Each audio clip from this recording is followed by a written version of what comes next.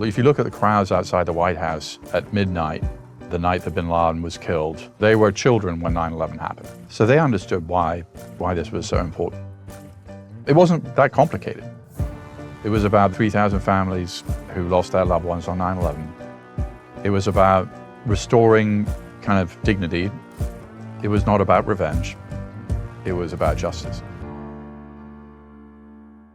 Born in Hawaii to a white Anglo-Saxon mother and a Kenyan father, President Obama came at politics in a slightly different fashion than the traditional route. He was a community organizer in Chicago. He was a totally unknown state senator. He saw an opportunity, and suddenly he's the junior senator from Illinois.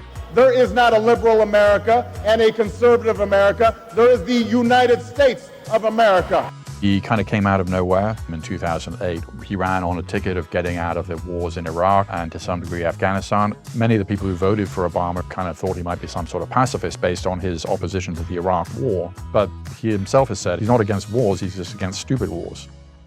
He's the drone president. Let's start there. He conducted wars of various kinds in Afghanistan, in Iraq, in Syria, Yemen, Somalia, in Libya.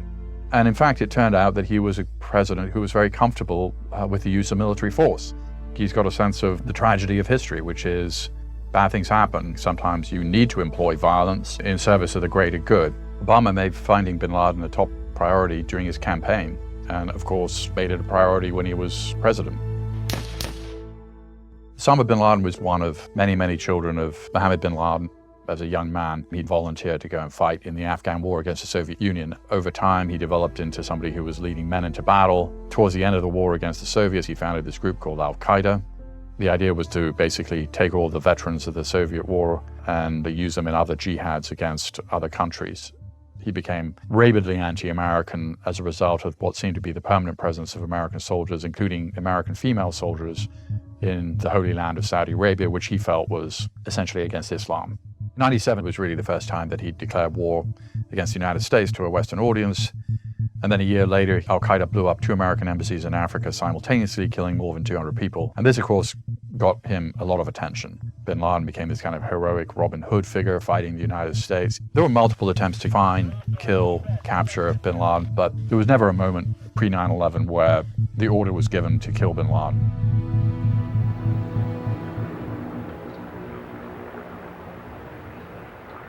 When Obama came into office in early 2009, there wasn't much information about where bin Laden might be. They knew that there was a courier called al-Kuwaiti who seemed to play some sort of role in al-Qaeda that was important. Eventually, they followed him to a city called Abbottabad, where he went to a compound where the people are going out of their way to keep a very low profile, are lying about who they are. Not super unusual for the area, but unusual enough, so Leon Panetta, who was then the director of the CIA, went to President Obama and said, "We think we have a pretty good lead."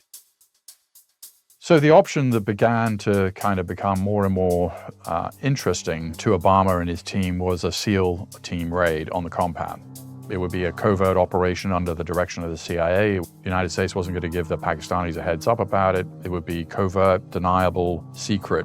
Obama went around his war cabinet and asked them all to give their opinions. Mike Mullen, the chairman of the Joint Chiefs, was in favor of the operation. Admiral McRaven assured President Obama that this operation, from a military point of view, was going to be like any other military operation that Joint Special Operations Command does every night in Afghanistan or Iraq. Hillary Clinton came down in the end about doing the operation. Vice President Joe Biden said, "Don't do this attack. We're going to anger the Pakistanis." Secretary of Defense Robert Gates had been in the White House when President Carter ordered the disastrous Desert One Iran rescue operation. And every time there was a meeting, he'd remind Obama that it contributed to Carter becoming a one-term president. In Obama's mind, it was 50-50 if bin Laden was in this compound. He thought about it, came down at 8 a.m. the next morning and told his top national security advisors, "Go."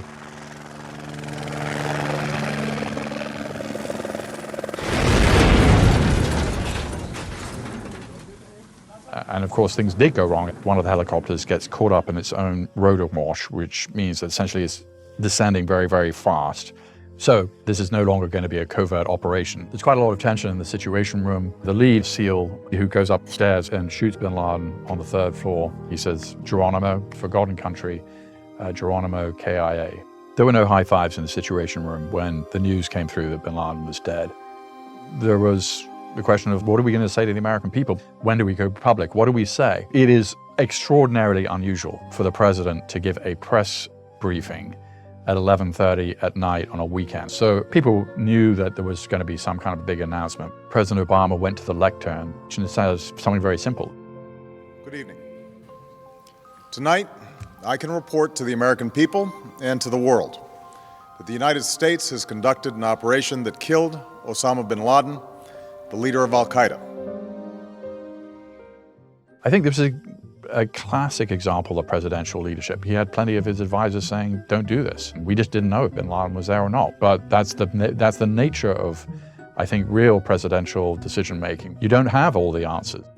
It was easy to say after bin Laden was killed that that's the decision I would have made. In fact, Mitt Romney, who was then running for president, said, yeah, I would have made that decision. Well, that's super easy to make that claim after you know the outcome.